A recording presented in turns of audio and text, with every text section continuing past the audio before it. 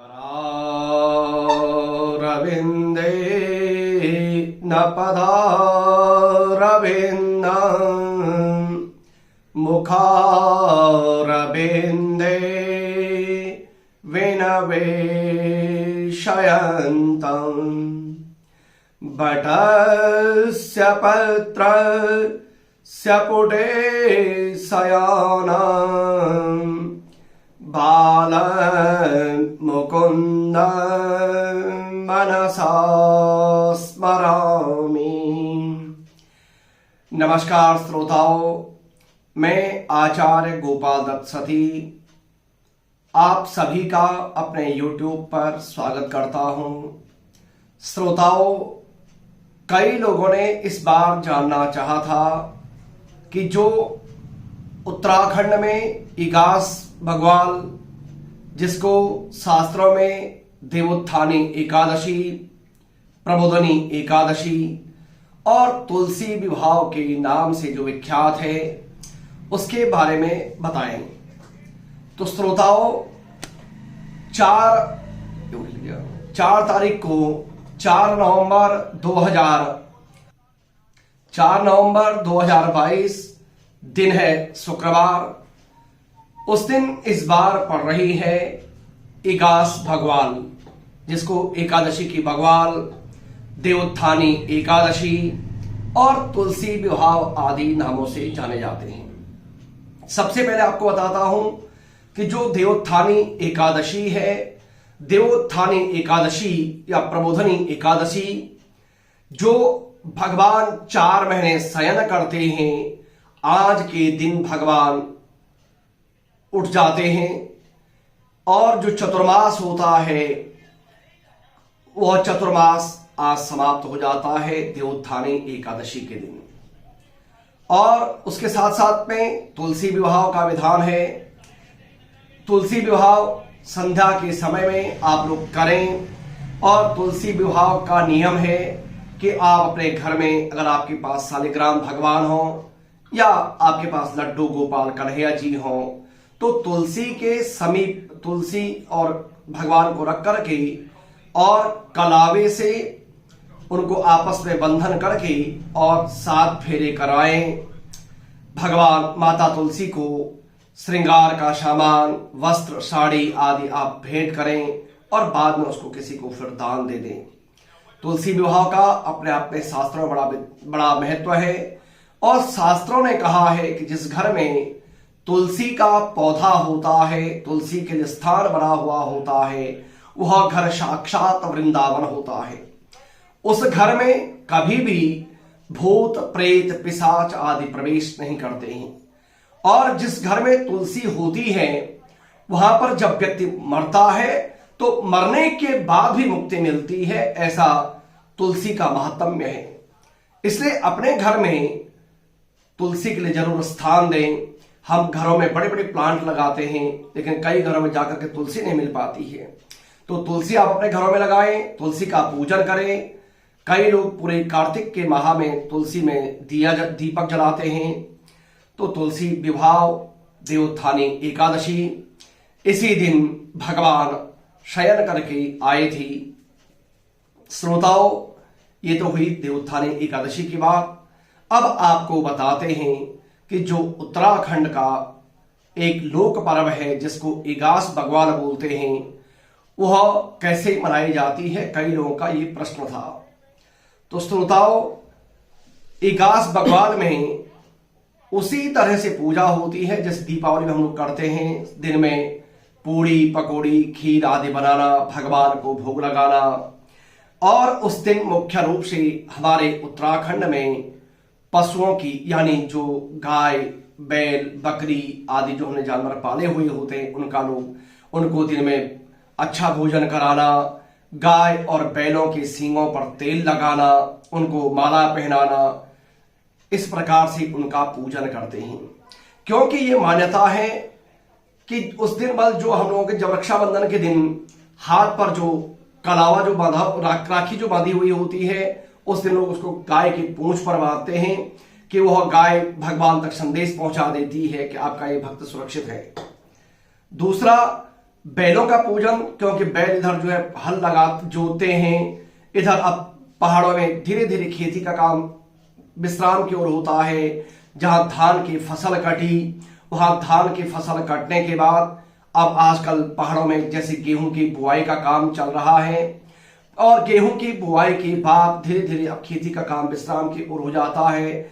जहां मंडुवे की खेती या अन्य दालें आदि जहां बोई जाती हैं, तोर गहत आदि, वहां पर कुछ खेतों में लोग सरसों बो लेते हैं, और बाकी खेत आपके मकर संक्रांति के बाद तक खाली रहते हैं, फरवरी तक मान के चलो आप, क्योंकि उन खेतों में फिर एक बार का जुताई हल लगना, फिर दोबारा हल लगना, और तब जाकर के अप्रैल में उनमें धान की पुनः बुआई होती है। तो श्रोताओं, इधर बैलों को विश्राम मिल जाता है अपने कार्य से, तो उस दिन बैलों का पूजन किया जाता है, उनके सींगों पे तेल लगाना।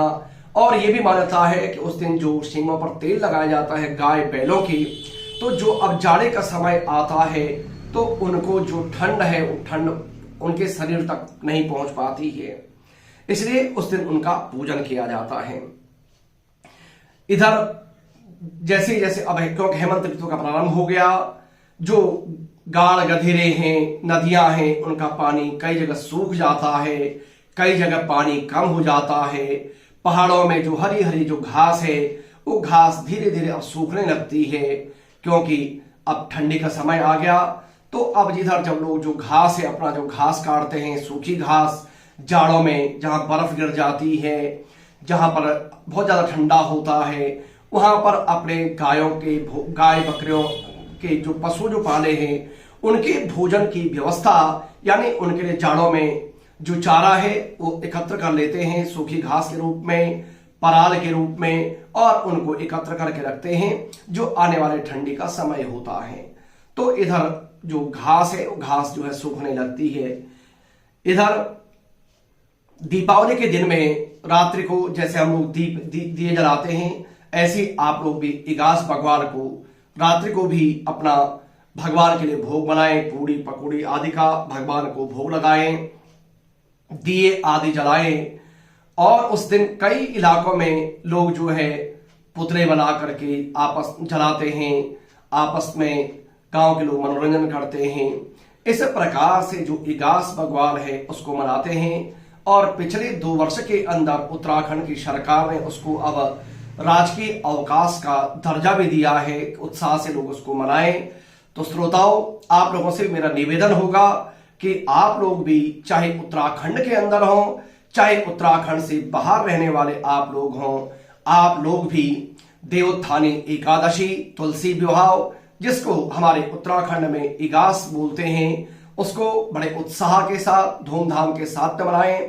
हो सकता गांव गांव में कुछ अपनी थोड़ी बहुत परंपरा हो, उस परंपरा का भी आप अपने यहाँ के अनुसार निर्वहन करें, लेकिन मुख्य रूप से यही पहाड़ में होता है कि उस दिन में गायों को भोजन देना, अच्छा उनके सींगों पर तेल लगाना, उनको गाय बैलों को माला पहनाना, ये सब काम होते हैं। और उसके साथ साथ में जो मैंने आपको कहा कि तुलसी विवाह अवश्य करें, अपने घर में तुलसी जरूर आप लगाएं, तुलसी मैया को स्थान दें, उसका निरंतर पूजन करें, जल चढ़ावें। निश्चित रूप से आपके घर में हमेशा होगी उससे सुख, संपत्ति, ऐश्वर्य की वृद्धि, क्योंकि वह घर साक्षात तीर्थ स्वरूप हो जाता है, वृंदावन स्वरूप हो जाता है। तो श्रोताओं, आप भी बड़े उत्साह के साथ में मनाएं इस पर्व को, जो है 4 नवंबर 2022 दिन शुक्रवार। और इस दिन से इधर शुभ कार्य जो है प्रारंभ हो जाते हैं। हालांकि इस बार 19 नवंबर तक शुक्रास्त है, 19 नवंबर के बाद ही अच्छे कार्य यानी शादी विवाह आदि कार्य प्रारंभ हो पाएंगे। लेकिन वैसी मान्यता ये है कि जब देवोत्थानी एकादशी हो जाती है तो उसके बाद जो शुभ कार्य हैं वह शुरू हो जाते हैं। तो श्रोताओं, इससे पहले मैंने जो वीडियो डाला है वह डाला है अपनी केदारनाथ यात्रा का, जिसमें मैंने केदारनाथ के आपको दर्शन करवाए हैं। आप उस वीडियो को जरूर देखें और आपको भी साक्षात भगवान केदारनाथ के दर्शन होंगे। आगे भी मैं आपको, क्योंकि जब मैं अभी गया था बद्रीनाथ, नरसिंह मंदिर, जोशीमठ, अभी केदारनाथ का एक वीडियो है जो मैं अभी डालूंगा, जिसमें आदि गुरु शंकराचार्य का समाधि स्थल, केदारनाथ की जो क्षेत्रपाल है मुकुंड भैरव, और वहां से केदारनाथ जी का दिव्य पूरा अवलोकन आपको कराऊंगा। तो अगर श्रोताओं आपने अभी तक चैनल को सब्सक्राइब नहीं किया है, आप चैनल को सब्सक्राइब करें, वीडियो को शेयर करें और लोगों को भी आप हमारे पर्वों के बारे में जानकारी प्राप्त हो सके। आप फेसबुक, ट्विटर, इंस्टाग्राम पर भी आप जुड़ सकते हैं। और श्रोताओं एक निवेदन मैं आपसे करता हूं कि जिन लोगों ने चैनल को सब्सक्राइब किया है वो बार बार सब्सक्राइब नहीं करना है, क्योंकि कई बार ये हो रहा है कि जो लोग आप लोगों ने सब्सक्राइब किया है आप उसको दोबारा सब्सक्राइब के चक्कर में और वो अनसब्सक्राइब हो जाता है। तो आपका जो बटन वो लाल अगर नहीं हुआ है, काला हुआ है, तो यानी ये आपको अभी दिखा देंगे। तो आप उसको जो है सब्सक्राइब करके रखें और बार बार सब्सक्राइब में एक बार आपको सब्सक्राइब करना है। श्रोताओं इसके बाद वाले वीडियो में मैं आपको बताऊंगा, अभी 8 नवंबर 2022 को है खग्रास चंद्र ग्रहण। वह कितने बजे से होगा, कैसे होगा और कैसे आपको उसके लिए आपको सावधानियां बरतनी है, आपकी राशि के लिए क्या कैसे होगा, वो मैं आपको बताऊंगा अगले वीडियो में। तो श्रोताओं फिर मिलते हैं चंद्र ग्रहण की वीडियो के साथ। तब तक के श्रोताओं नमस्कार।